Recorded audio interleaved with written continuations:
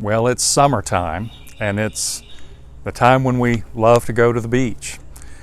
I love the ocean, except when I didn't. Did you know July, I think, marks 45 years when Steven Spielberg's classic film Jaws was released and soon began terrorizing moviegoers all across the nation, including me. Later that summer, when my family and I went to Myrtle Beach on vacation, I don't even remember touching the water. And today, if I just touch the water, I'm always listening for that Jaws music. Well, I do remember the time at the beach when Mom and Dad allowed me to swim in the ocean without them close by. And I was just enjoying myself so much. But I looked around, looked at the shore to find my parents, and I couldn't find them. And then I spotted them about a half mile down the beach. And then I looked for the hotel, and would you believe it had moved a half mile down the beach? But I knew hotels don't move. And then I realized the hotel, my parents hadn't moved. I had moved. I had drifted down water because of the force of the current. And I think that's what happens in our thinking sometimes. We drift in our thinking without realizing it. We allow these unrealistic expectations to form in our minds, and it really only sets us up for disappointment and discouragement. But you know, as Christians, we should be lovers of and pursuers of truth at all times. But I think Colonel Jessup's character in A Few Good Men, another classic movie, was right when he said, you can't handle the truth.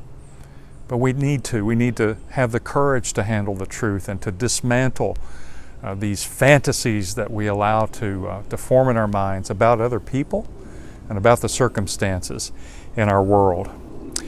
This world and the people in it are defective, they're broken, they're fallen, they're messed up.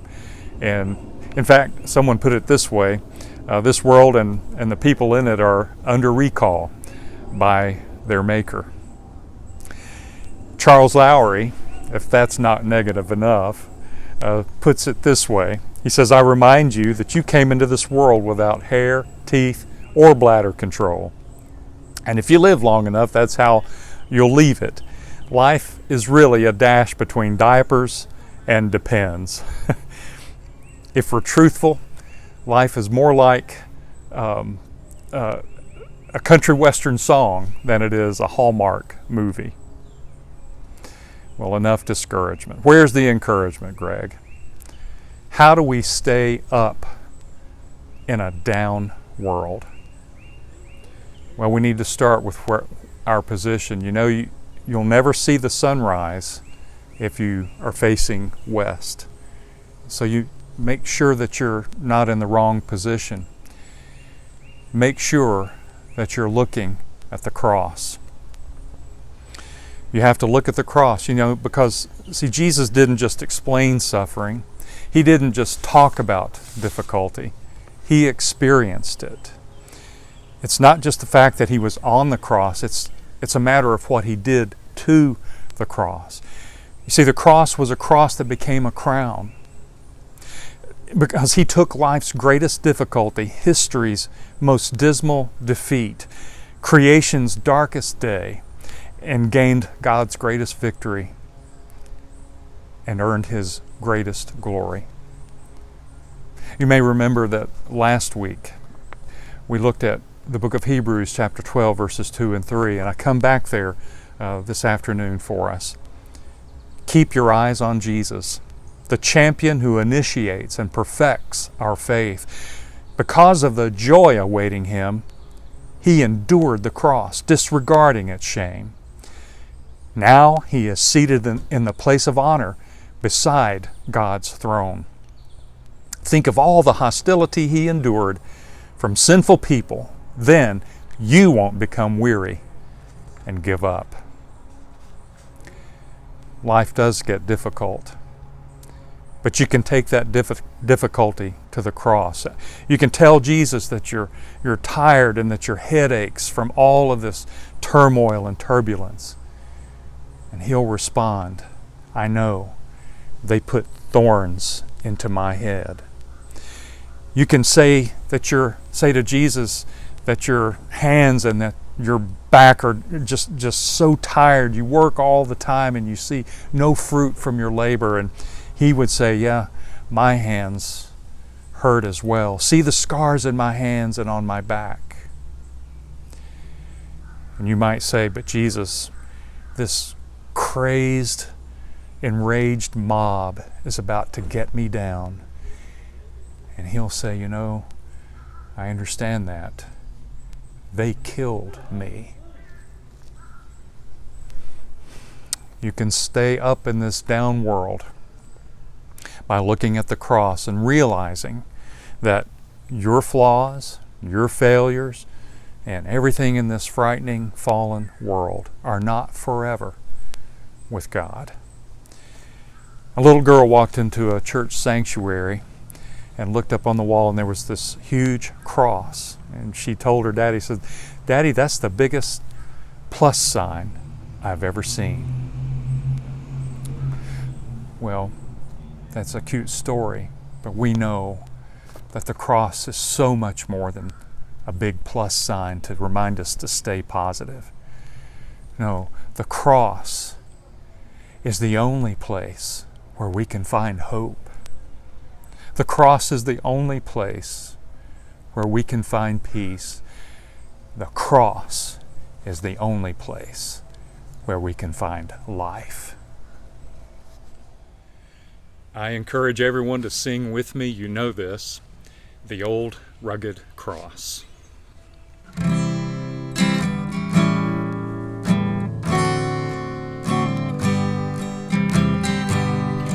On a hill far away stood an old rugged cross, the emblem of suffering and shame.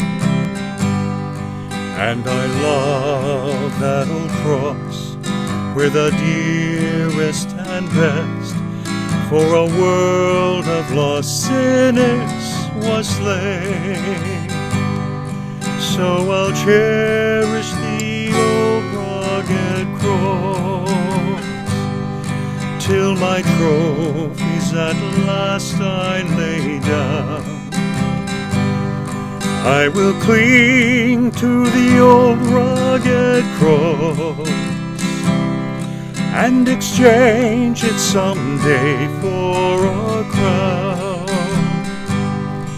Oh, that old rugged cross, so despised by the world, has a wondrous attraction for me. For the dear Lamb of God left His glory above to bear it to dark Calvary. So I'll cherish the old rugged cross till my trophies at last I lay down. I will cling to the old rugged cross and exchange it someday for a crown. To the old rugged cross I will ever be true, its shame and reproach gladly bear. Then He'll call me someday to my home far away, where His glory forever I'll share. So I'll cherish the old rugged cross till my trophies at last I lay down. I will cling to the old rugged cross and exchange it someday for a crown. Turn your eyes upon Jesus. Look full in his wonderful face,